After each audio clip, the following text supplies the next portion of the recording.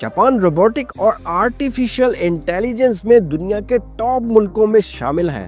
Tokyo की आसमान को छूती बिल्डिंगें अर्थक्वेक प्रूफ टेक्नोलॉजी से बनाई गई हैं। सुशी जापान का सबसे मशहूर खाना है और अब दुनिया भर में पसंद किया जाता है।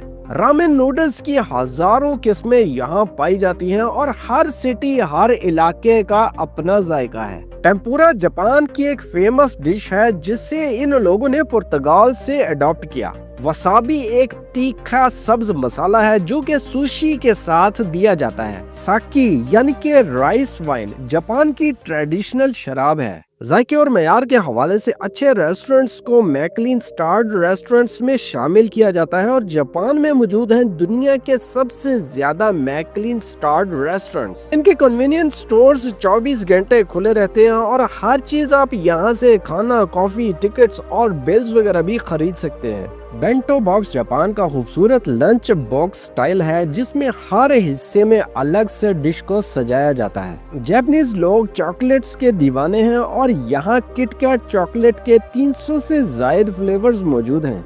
जापान के न्यू ईयर फेस्टिवल शुगात्सु को यहाँ का सबसे बड़ा फेस्टिवल माना जाता है।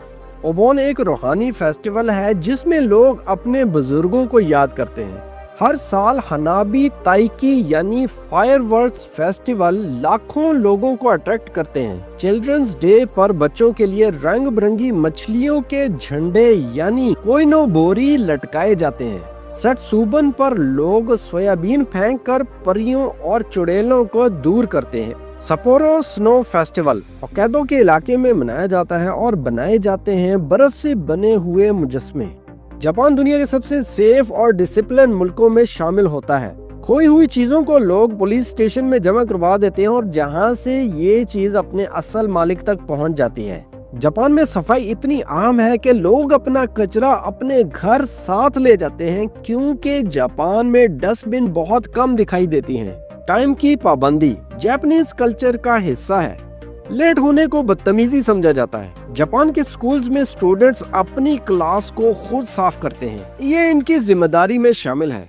स्कूल यूनिफॉर्म्स नेवी स्टाइल पर बेस है डिसिप्लिन और यूनिटी दिखाने के लिए।